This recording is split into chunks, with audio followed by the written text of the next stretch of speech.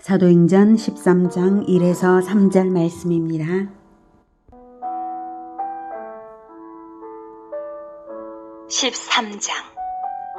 안디옥 교회에 선지자들과 교사들이 있으니 곧 바나바와 니게르라는 시므온과 구레네 사람 루기오와 분봉왕 헤롯의 젖동생 마나엔과 및 사울이라.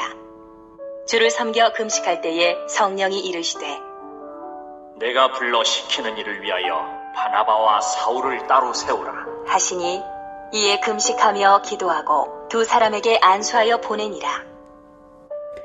사랑하는 형제 여러분, 7월 22일 목요일 저녁 묵상에 오신 것을 환영합니다. 공생애와 십자가로서 언약을 성취하신 예수님은 성부 하나님께 요청하여서 언약하신 성령을 보내주셨습니다. 성령을 받은 교회 공동체는 급속하게 성장하며 박해 또한 받았지만 오히려 박해가 기회가 되어서 세계로 확산되어 퍼졌습니다.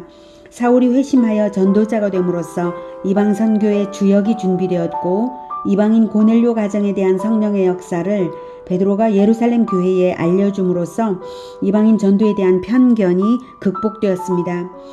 이방의 안디옥 교회가 자생적으로 개척되자 예루살렘에서 바나바와 사울을 보내어 목회를 하고 성장을 거듭하여서 대흉년 때에 예루살렘 교회에 헌금을 보내는 등 유대인과 이방인 사이의 담이 그리스도 안에서 허물어지고 하나가 되었습니다. 예루살렘에서의 박해 중에 야고보 사도의 순교가 있었고요. 베드로 또한 투옥되었지만 교회는 합심하여 기도했고 천사가 베드로를 풀어주어 큰 위로가 된 일이 있습니다. 야고보를 죽인 헤롯 아그리파 1세는 하나님의 징벌로 죽음을 당했습니다. 이렇게 초대교회는 박해와 편견을 극복하며 뿌리가 튼튼해졌습니다. 하나님의 보호하심이고 하나님께서 사역하시고 섭리하신 것이죠. 이제 교회는 세계 선교의 대장정을 시작할 때가 되었습니다. 이제 뿌리가 튼튼해졌으니 이제 확장을 해 나가야 할 때인 것입니다.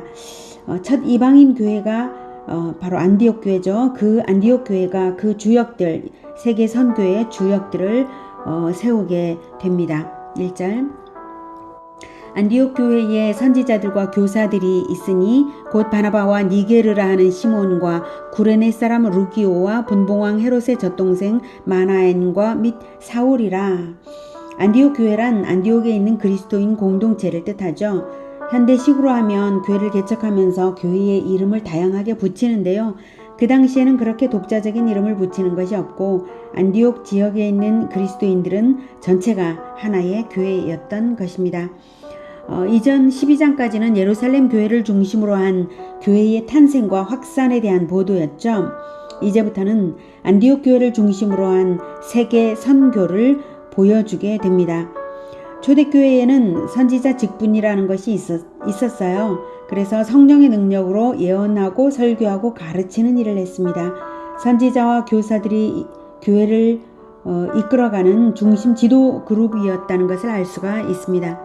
그런데 그들의 이름과 소개 내용을 보면 다양한 지역과 계층으로 복음이 깊이 파급되었다는 것을 알게 합니다. 먼저 니게르라는 시므온이라고 하죠. 니게르는 로마식 이름이고요. 시므온은 히브리식 이름입니다. 근데 여기서 니게르라는 말 뜻은 흑인이라는 뜻입니다. 그러니까 아마도 별명일 수도 있죠.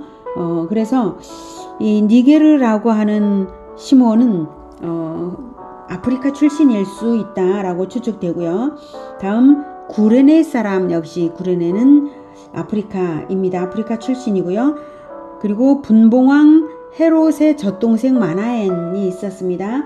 분봉왕인 헤롯과 함께 양육을 받은 젖동생이 있는 것을 보면 그 사람은 한 사람만 있는 것이 아니죠. 그래서 평민층만 아니라 귀족층까지 복음화 제자화된 것을 알 수가 있습니다. 이들은 그저 교회 출석을 하는 사람들이 아니라 선지자와 교사들, 즉 교회의 영적 지도자들이니 그렇게 생각할 수 있는 것입니다.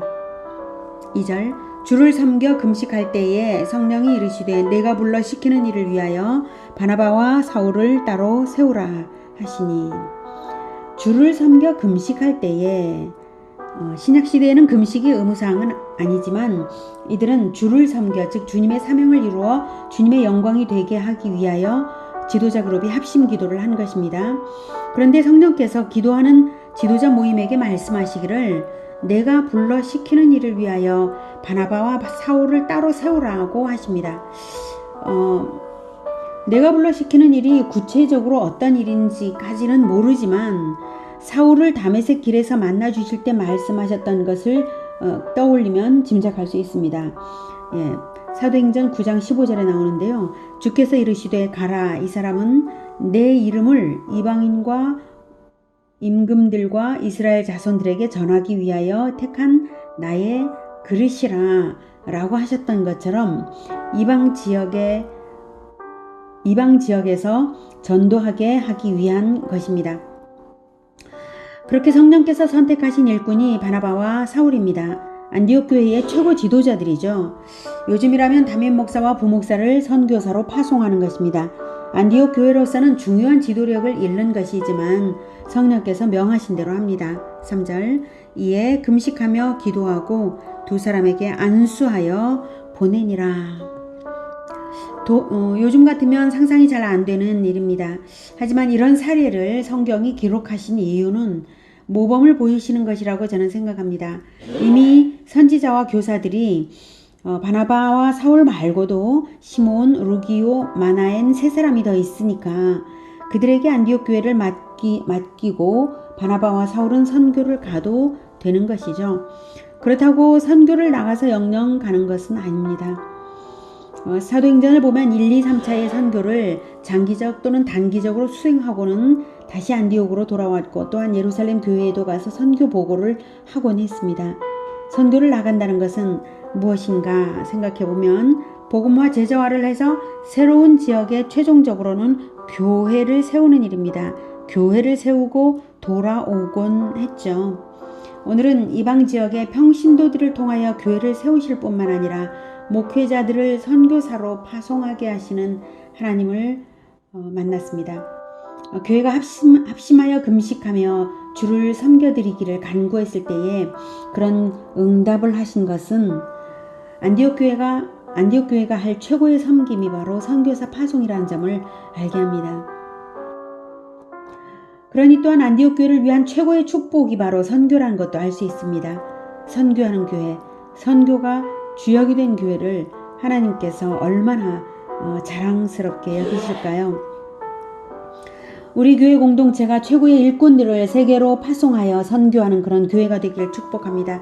우리 모두가 하나님의 선교에 적극적으로 동참하여 후원 또는 자원하는 그런 인생을 살 수 있기를 또한 축복합니다. 기도하겠습니다.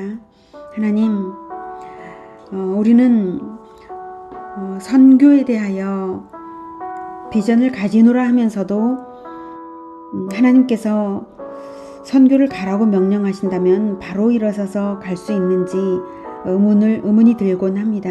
하나님, 선교를 꿈꾸고 기도하고 비전으로 품는 것이 모든 그리스도인들에게 주어진 것인 줄 믿습니다. 우리가 그렇게 할 수 있도록 주님 도와주시기 원합니다.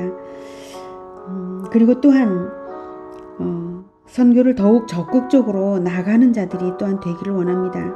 우리 교회가 그렇게 되기를 원합니다.